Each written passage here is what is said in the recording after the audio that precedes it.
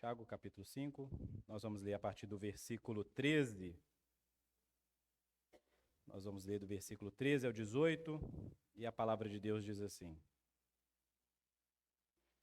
Alguém de vocês está sofrendo? Faça orações. Alguém está alegre? Cante louvores. Alguém de vocês está doente? Chame os presbíteros da igreja, e estes façam oração sobre ele, ungindo-o com óleo, em nome do Senhor. E a oração da fé salvará o enfermo, e o Senhor o levantará. E se houver cometido pecados, estes lhe serão perdoados. Portanto, confessem os seus pecados uns aos outros, e orem uns pelos outros para que vocês sejam curados. Muito pode, por sua eficácia, a súplica do justo. Elias era um homem semelhante a nós, sujeito aos mesmos sentimentos, e orou com fervor para que não chovesse sobre a terra. E por 3 anos e 6 meses não choveu. Depois orou de novo, e então o céu deu chuva, e a terra produziu os seus frutos. Essa é a palavra de Deus. Gostaria de convidar os irmãos mais uma vez para que a gente possa orar aqui, pedindo a graça de Deus. Pai, essa é a sua palavra inspirada.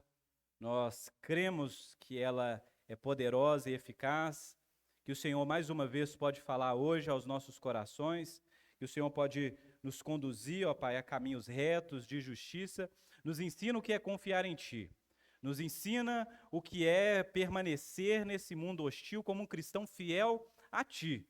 É o que te pedimos, ó Pai, abra o nosso coração, que o Senhor possa me usar também nessa manhã, para a Tua honra e glória. Amém.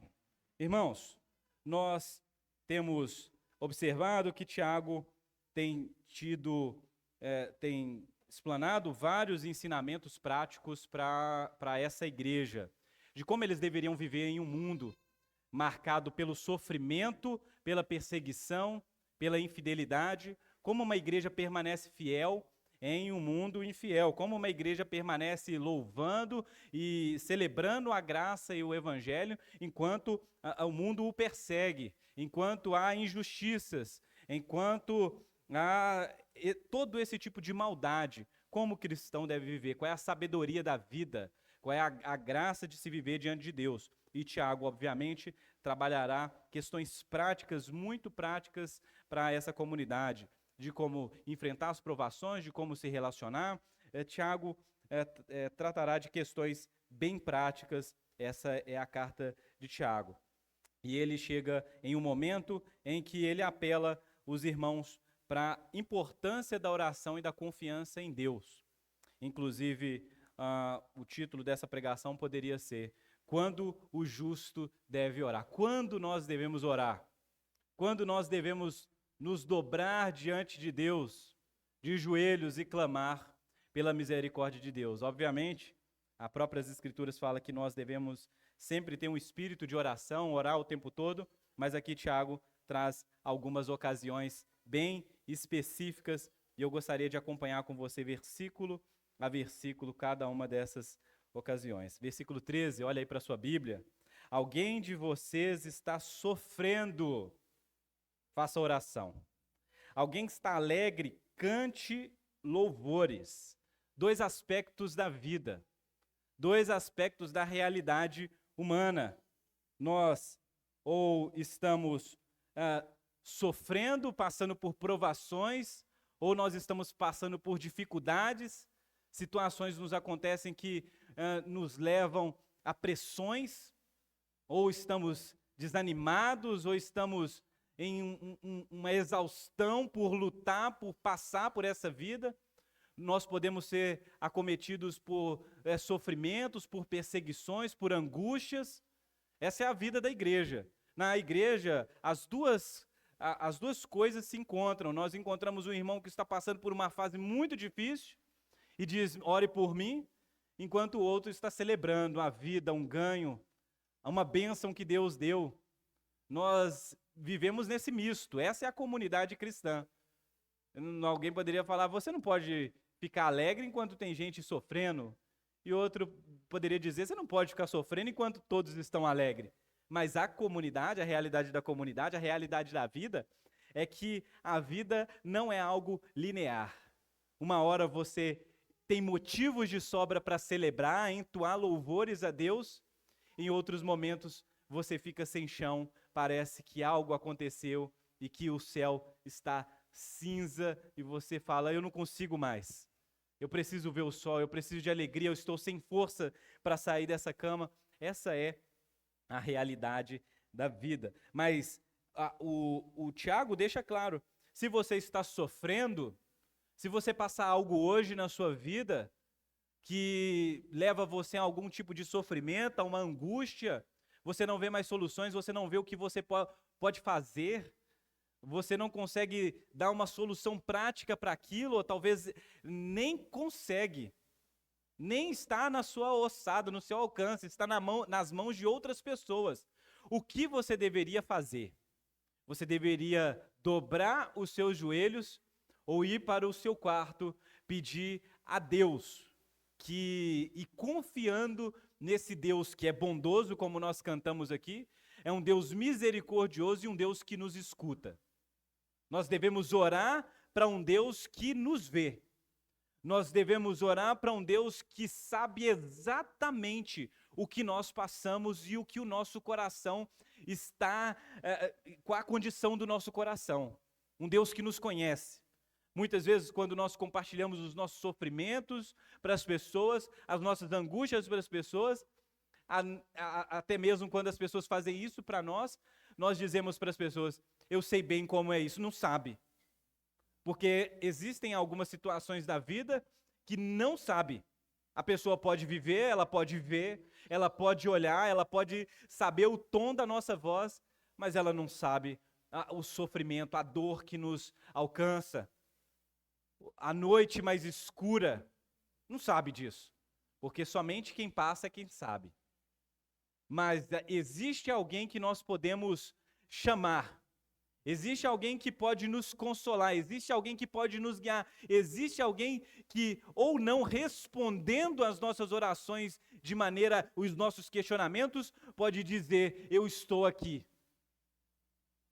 confia em mim. A estrada parece dolorosa, a estrada parece difícil demais. Eu sei, a sua visão está turva. Eu sei, você não consegue ver o raio do sol, mas eu estou aqui. Recentemente, vocês sabem que eu adoro esses documentários, esses programas de sobrevivência, não é isso? Uma equipe de algumas pessoas estava com o objetivo de sair de um lugar para chegar a um objetivo B, e eles tinham apenas uma bússola e um mapa. E eles não sabiam manusear muito bem a bússola, mas sabiam daquela regra, o sol nasce no leste. Não é isso? Então, onde é o leste? Onde o sol nasce. Mas o dia ficou nublado. No dia deles saírem, concluírem o objetivo, ficou nublado. E eles, numa mata fechada, ficaram se perguntando, onde é o leste? O norte, será que essa bússola está ajustada? Será que a gente não fez algo? Não sei se você sabe, dá para ajustar a bússola, né? O norte pode não ser o norte. E eles ficaram assim, mas o leste era para cá, a gente estava indo para lá e a gente tinha que ter virado a tantos graus. Desespero. E a vida cristã é marcada por essas coisas também. Momentos em que as coisas não são tão claras para a gente. Momentos em que uma doença nos alcança. Momentos em que nós perdemos o emprego. Em que o investimento dá errado. Em que pessoas nos traem. Em que perseguições aparecem. Momentos de fraqueza espiritual. Momentos de turbulência psicológica. Momentos de fragilidade física. Pessoas perto de você. E isso é mais comum do que se parece. Você fala, você pode estar bem, pleno, feliz, mas se alguém está à sua volta e essa pessoa adoece, se acidenta ou acontece um infortúnio, como isso afeta você? Um marido que acontece algo com ele, como a esposa sofre, os filhos, como isso afeta uma família. Não é isso? Nós estávamos conversando ontem com um irmão e ele falou, cara, essas semanas foi um caos, porque um adoeceu, todos adoeceram, eu adoeci. E a gente ficou nisso. E o que que é, e o diagnóstico. E então imagina só como nós estamos suscetíveis às coisas desse mundo. Não dá simplesmente para ignorar, entendeu? Não dá simplesmente para dizer, não está acontecendo nada. Pensamento positivo. Você lembra, amor, do nosso vizinho? A Carla estava com barrigão grávida, aquele barrigão, e andando assim, a gente ia fazer a nossa caminhada da tarde, vinha um vizinho e falava assim, ó, pensamento positivo, tudo vai dar certo. E ele repetia isso todo dia. Pensamento positivo, tudo vai dar certo. Eu já contei essa história para vocês, vou contar novamente. Espero me manter fiel aqui. Estava eu, pensamento positivo, tudo vai dar certo. A Carla me acorda, tá na hora do neném nascer. Eu fui, estava tudo planejado, já tinha até uma playlist da música. Eu falei, não, vou colocar uma playlist na música. A idealização do tudo vai dar certo. Chegamos no hospital, fizemos os primeiros exames, passou algumas horas o médico e começou uma conversa para lá, para cá. Chegaram para a gente e falaram, não vai ter jeito de ser natural, vai ter que ser cesárea. Faz de novo aí o ultrassom.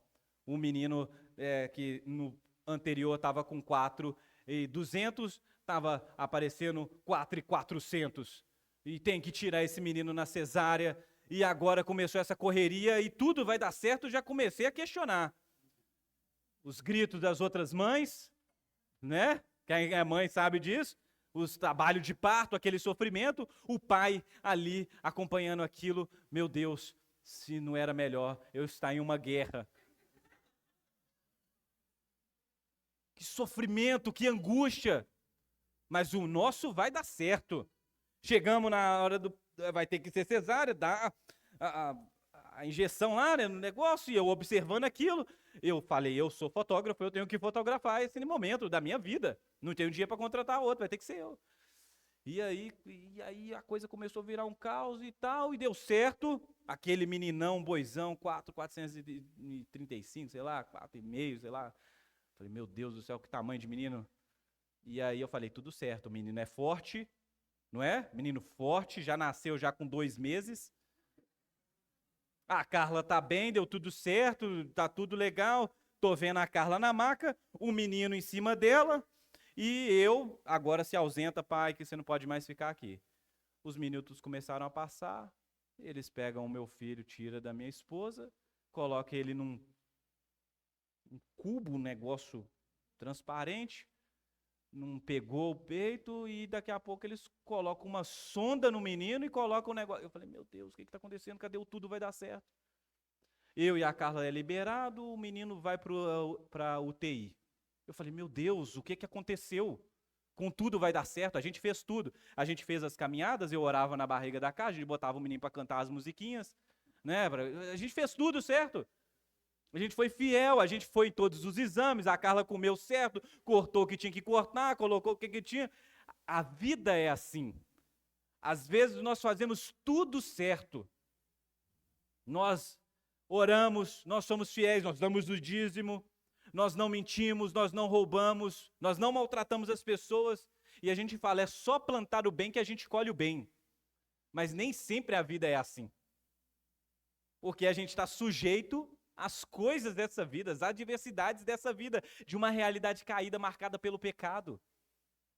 Então, doença, fome, miséria, injustiça, maldade estão aí, inclusive aquelas coisas que a gente fala, meu Deus, por que existe isso? Por que existe o sofrimento? Por que existe isso, aquilo? E a gente não sabe mais o que recorrer, a gente não sabe mais que vitamina tomar, a gente não sabe mais o que tem que fazer, quantos cultos. Eu já fui no culto A, no culto B, eu já fiz isso e eu não... O que eu faço, Tiago? Quando você estiver sofrendo e não houver mais a quem recorrer, vá para Deus. Confie em Deus, que esse Deus criador dos céus e da terra, esse Deus que criou toda essa realidade, essa infinitude do universo, é o seu Pai, e você pode clamar, Pai, veja onde estou e como estou. Se o Senhor pode fazer, faça. eu te peço, ore. Ore de verdade, ore com sinceridade e diga: já não posso fazer mais nada. Nós dizemos que de joelhos todos são calvinistas, não é isso? Porque já não conseguimos mais decidir qual é o nosso futuro, escolher qual é o futuro necessário e ideal para nós. De joelhos todos nós dependemos de Deus. E dizemos: Deus, faça algo, faça a sua vontade. E me faça experimentar o que Paulo diz em Romanos capítulo 8, que tudo, absolutamente tudo, todas as coisas cooperam para o bem daqueles que amam a Deus.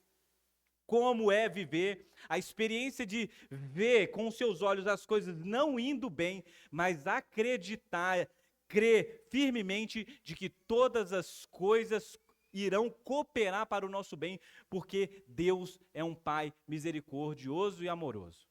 Mas na hora do sofrimento é difícil manter isso aqui. Eu digo por experiência própria. Pregando isso aqui há muitos anos, me deparei numa situação, meu filho nasceu no dia 20 de dezembro, e eu com a imagem de Jesus nascendo em dezembro. E falei, no Natal eu vou ter um bebezinho na minha casa, igual José e Maria teve um bebezinho ali, vai ser uma coisa maravilhosa. E no dia 24, não dá mais, não pode meu filho ir, porque tinha saído do UTI e agora voltou. E eu não estou aguentando esse sofrimento de vai e volta, e nem eu e nem a Carla. Não dorme direito, pensa aquela coisa, e todo mundo pergunta como é que tá, e eu falei, meu Deus, não dá pra... A gente, na escada, num canto do hospital, as pessoas indo e voltando, eu falei, amor, agora nós vamos ter que confiar que Deus cuida de nós, e cuidará também do nosso filho, e de que todas as coisas cooperam para o bem daqueles que amam a Deus. Você ama a Deus? Eu amo a Deus de todo o meu coração, como disse o Salmos aqui hoje. Um dia na presença de Deus é melhor do que 1000 anos longe dele. Eu amo a Deus e creio que toda essa adversidade estará cooperando para o nosso bem. Deus, nosso filho é teu, nossa vida é tua.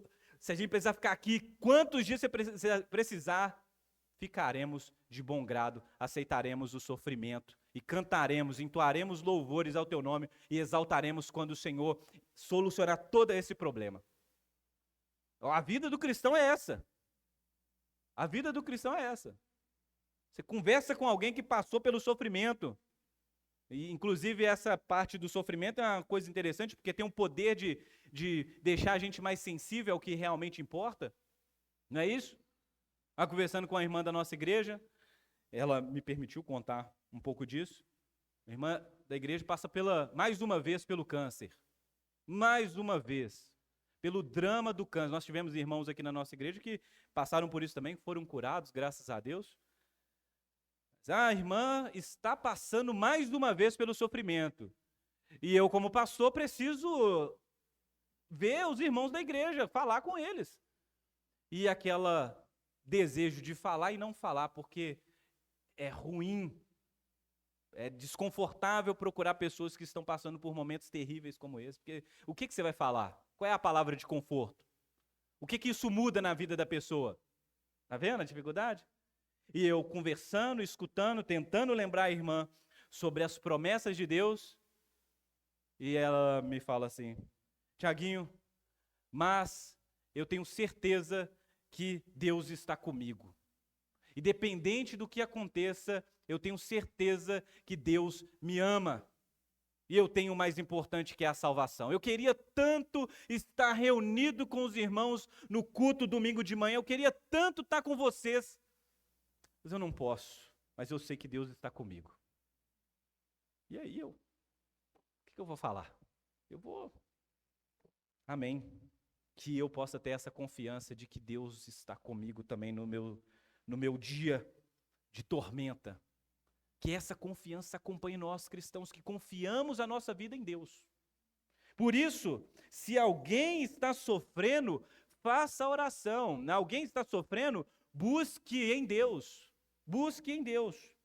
Se alguém de vocês está alegre, cante louvores. Pense bem, dias de sofrimento, mas E os dias de vitória, os dias de conquista? Meu filho nasceu, meu amigo casou, fulano foi promovido, eu fui curado daquela doença, recebi a alta do hospital. Celebre, cante louvores, lembre do cuidado de Deus e faça canções que exalte o santo nome de Deus e celebre. Faça uma festa, faça um jantar, chame as pessoas, celebre a bênção, reconheça publicamente em poesia, em canção, em melodia, a graça de Deus com a sua vida. Que inclusive é o caso de muitos de nós. Apesar das nossas tribulações momentâneas e normais do dia a dia, do ônibus lotado, da chuva que caiu, do pneu que furou, nós temos tantas coisas para agradecer a Deus, a bondade de Deus, o acordar pela manhã, o cheiro da chuva molhando a árvore. Ontem eu estava passando ali e os pinheiros e deu aquele cheiro gostoso. Falei, meu Deus, que coisa maravilhosa. É a vida celebrada. Carregar seu filho no colo, seu filho fazendo lá o primeiro desenho. Você está entendendo? Ir naquele lugar ao pôr do sol, desfrutar da vida. Você está alegre, reconheça publicamente, em poesia, em arte, em canção, a graça de Deus sobre a sua vida. Cante. Onde estão as nossas canções de alegria? As nossas canções vibrantes, celebrando a um Deus que cuida de cada um de nós, cada um dos seus filhos. Cante. Seja alegre, aumenta o som dentro do seu carro. Celebre as bênçãos de Deus sobre a sua vida. Faça isso. Sofrendo, faça oração. Está alegre, cante louvores, que também é uma forma de orar. Um orar cantado, um orar de gratidão. Cante louvores. Alguém de vocês está doente. E isso é importante, inclusive fazer essa distinção entre sofrimento, que pode ser causado por muitas coisas, e doença. Está alguém doente, chame os presbíteros da igreja e estes façam oração sobre ele, ungindo com óleo, em nome do Senhor. Aqui está a tradição de quando nós temos irmãos doentes na nossa igreja, chamar os presbíteros, chamar os pastores, a antiga e boa visitação pastoral, de oração pelos doentes, seja em casa, seja nos hospitais, como nós somos deficientes nisso, né? Admito essa falha, mas de como é importante a presença pastoral em meio ao sofrimento, a oração pelos doentes e a oração com fé, a oração de que Deus pode fazer alguma coisa e transformar aquele drama nessa alegria que deve ser cantada. Tá vendo? A gente, principalmente nós, irmãos reformados e de igrejas mais tradicionais, que vamos perdendo as sensibilidades com o agir de Deus, com o sobrenatural de Deus, com a cura de Deus, a gente vai deixando essas coisas, normalizando a omissão de Deus ou o Senhor discreto, né, que não se envolve com essas coisas. E nós não ousamos orar pelos doentes. Isso é uma coisa que a gente precisa corrigir urgentemente. Orar pelos doentes. E aí eu convido não só os pastores dessa igreja, mas também os irmãos, de orar pelos doentes, de visitar os doentes, de consolar os doentes. Obviamente, aqui os pastores, aqui os presbíteros, em um mundo antigo e bem antigo, onde muitos desses pastores eram também pessoas que trabalhavam para o alívio e conforto de doentes, alcançavam os necessitados de verdade, como por exemplo na parábola do samaritano, que encontra uma pessoa doente e ferida pelo caminho e proporciona todo o recurso para que essa pessoa seja restaurada. Inclusive, a continuação, versículo 15, e a oração da fé salvará o enfermo, e o Senhor levantará, e se houver cometido pecados, estes lhe serão perdoados. Chame os presbíteros da igreja, esses façam oração sobre ele, ungindo com óleo. Esse óleo aqui, não é porque o óleo é especial, tem uma unção no óleo, entendeu? Uma unção mística no óleo.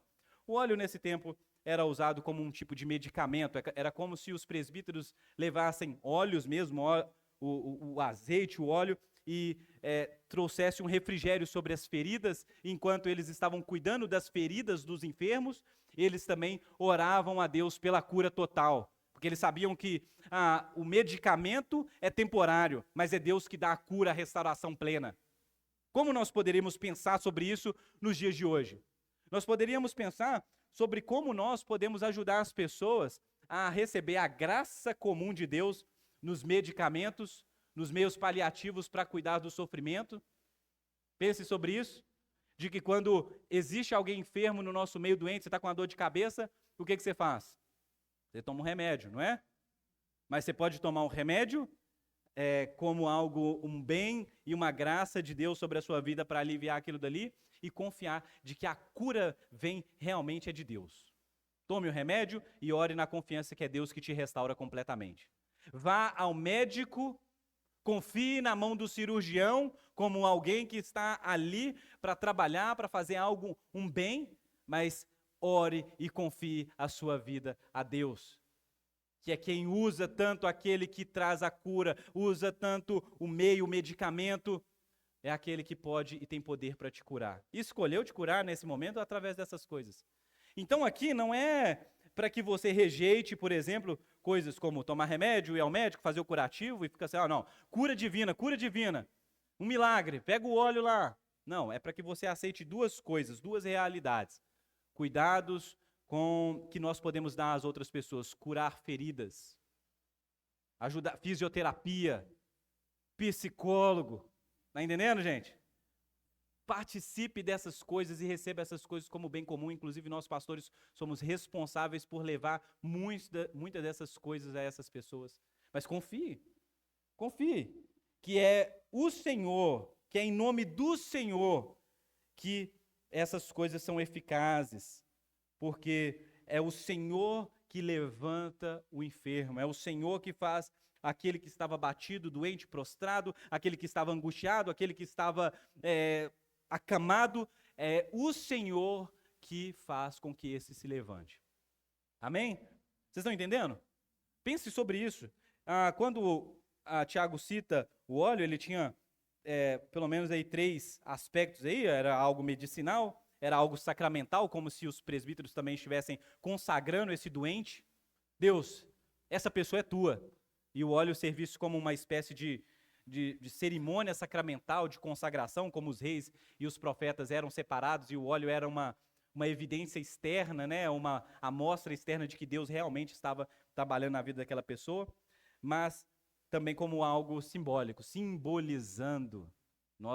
Os presbíteros poderiam ungir também como um símbolo de que a bênção de Deus também estaria sobre aquela pessoa ali. O poder está no óleo, Tiago? Na água, no rádio, na rosa, no travesseiro, na pedra. Nós não cremos nisso, irmãos. Nós não cremos que essas coisas, nós não cremos nessa mística de que uma coisa física pode ter um poder em si mesmo. Você está entendendo? Nós não cremos nisso. Você não deve se apegar a essas coisas. Olha, Tiago, olha só, esse olhinho aqui, esse daqui é da região de tal lugar de Israel, e essa outra aqui foi onde Paulo nasceu, e esse é mais poderoso, e esse daqui é menos, mas também é eficaz. Nós não fazemos esse tipo de coisa, você pode ser livre disso, você não precisa ficar focando o poder de cura na sua vida através de objetos, mas onde deve estar a sua confiança? Em Deus, que pode te curar. Em Deus, que pode levantar aquele que está caído. No entanto, o versículo continua falando que a oração da fé, ela salvará o enfermo e o Senhor o levantará. É de que nessa oração contém mensagens, partículas do evangelho, suficientes para causar saúde. A palavra salvará aqui, a palavra sous, é a palavra para saúde física, mas também uma saúde espiritual. Assim como Jesus curava as pessoas, salvando essas pessoas. Suas enfermidades se transformavam então em uma engrenagem que de alguma maneira conectava a necessidade física a uma necessidade espiritual. E assim, quando os presbíteros ou quando os irmãos visitam outros irmãos doentes, eles podem levar também uma mensagem de salvação e fé. E essa fé pode, então, salvar o enfermo. E o Senhor o levantará. Mas, ponto. E se houver, uma exceção, uma possibilidade. E se houver cometido pecados, estes lhe serão perdoados. É como se muitos desses doentes poderiam estar doentes por causa de pecados. E aí você fala, Tiago, como assim? O pecado pode trazer algum tipo de doença sobre a vida das pessoas? Pode. Mas que tipo de doença? Mas assim, um pecado pode fazer... Pode. Pecados como gula, pecados como fofoca, pecados como ira, pecados como egoísmo, pecados como preocupação excessiva pela vida. Todas essas coisas são pecados.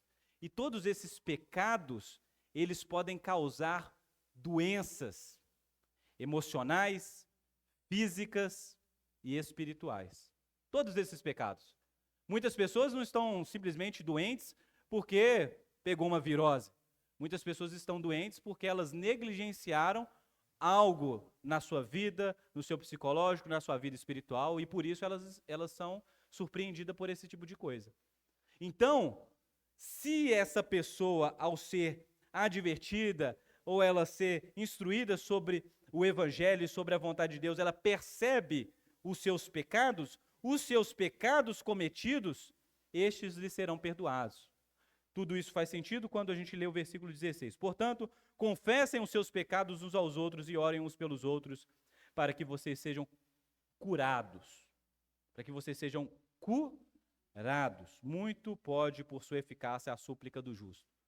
A prática de confessar o pecado, que é algo que nós também temos perdido, nós precisamos recuperar. Por quê?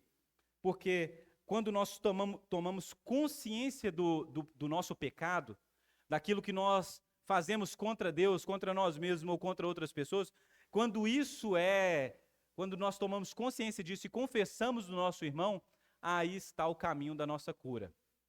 Pense no irmão diabético. Eu sei que vocês só ficam pensando em outras coisas, né? Coisas espirituais e quase intocáveis. Pensa no irmão diabético, tá bom? Não é pecado você ter isso não, viu, gente? Mas olha só, irmão que talvez tenha ou seja suscetível a isso. Você come muito doce?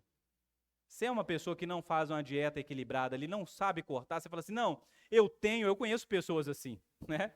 Eu sei que eu tenho, mas depois eu tomo um negocinho ali que eu equilibro. Não é isso? E a pessoa ela vai passando pelos limites que ela sabe que é errado, e ela vai testando os limites, daqui a pouco ela está numa situação de doença mais grave. É um momento de você procurar uma pessoa e falar, olha só, eu não fico me controlando. Eu sou uma pessoa sedentária, eu sou uma pessoa ansiosa, eu sou uma pessoa avarenta. E a avareza me causa ansiedade, eu sou uma pessoa controladora. É o momento de nós procurarmos pessoas para confessar os nossos pecados, para nós sermos curados dessas coisas que chegam na nossa vida. Vocês estão entendendo isso aqui? A prática de confessar os pecados? Obviamente, você não precisa confessar os pecados somente para os pastores. Entendeu? Todo pecado que eu cometer, não. Aqueles pecados que você sabe que você precisa compartilhar para que haja cura na sua vida. Obviamente, Deus te ouve e Ele sabe. Você pode dobrar os seus joelhos, pedir perdão a Deus, a gente tem isso na hora da ceia, confessar a Deus o seu pecado.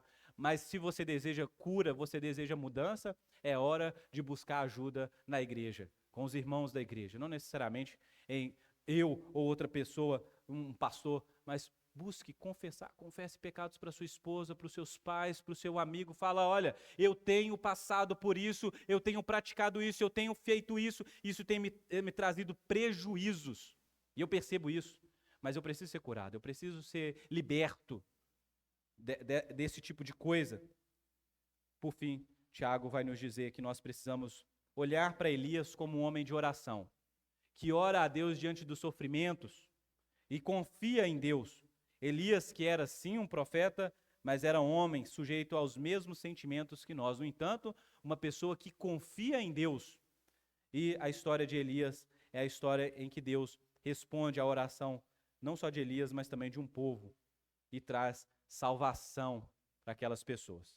Queria pensar aqui algumas conclusões para a gente ir para o final da nossa mensagem, que é a primeira coisa que você precisa estar ciente, é que nem sempre é da vontade de Deus curar uma doença física, ok? Preciso o quê? Nós estamos falando de Deus curando aqui, que Deus é poderoso para fazer, obviamente é. Gente, Deus pode fazer o que Ele quiser, Ele é poderoso, Ele é todo poderoso. No entanto, nem sempre Deus irá curar uma doença física. Isso não significa que Deus não cura, que isso muda algo no caráter de Deus. Nem sempre Deus nos livra daquilo que nós tanto clamamos. Você precisa amadurecer para chegar nesse nível de maturidade, de confiança em Deus. Pense na vida do apóstolo Paulo, que clama por 3 vezes para que Deus possa tirar um espinho na carne. No entanto, a resposta de Deus não é: ok, Paulo, você é um dos meus apóstolos mais dedicados. Não é isso. É simplesmente: Paulo, a minha graça te basta. Jesus, quando ora ao Pai, pedindo: Pai, passa de mim esse cálice, a resposta não é ok. É graça para prosseguir, é graça para caminhar. Alguns de nós podemos ter doenças crônicas, que nós vamos lutar até o fim da vida, tentando melhorar nossa saúde física. Quer te preparar para isso. E talvez você tenha que tomar... Tiago, eu sou diabético, tenho que tomar medicamento até o fim da vida. Ok, meu irmão, é isso mesmo. Ore pela cura. No entanto, se ela não vier, não fique frustrado com Deus, não fique frustrado com a fé. O evangelho ainda é real, Deus ainda é verdadeiro e todo-poderoso. Se não aqui, na eternidade. Se não aqui na eternidade, onde não haverá choro, nem lágrima, nem doença, nenhum tipo dessas coisas que nos acometem. Se não aqui na eternidade. Tiago, mas meu joelho aqui, eu já pedi para o pessoal impor a mão, passar o óleo, fazer não sei o quê. Não, meu joelho está bichado. Minhas costas, eu tenho um desvio na coluna. Tiago, eu tenho aqui alguma deficiência de um hormônio na minha vida. Meu irmão, ore pela cura, confiando que Deus pode fazer. No entanto, se Ele não fizer, continue agradecendo a Deus, orando, confiando, porque o amor dele por você não muda. O mesmo Deus que permite isso na sua vida, te sustentará até o final. Te dará força para isso. Você não precisa ser um infantil. Ai, Deus não me curou, Deus não fez isso por mim, e agora eu estou frustrado com Deus. Deus não é tão poderoso assim. Não, Deus é poderoso, tanto que Ele irá fazer isso. Ele não te curou agora, mas Ele irá te curar, se não agora, se não nessa vida, na vida vindoura. Está entendendo?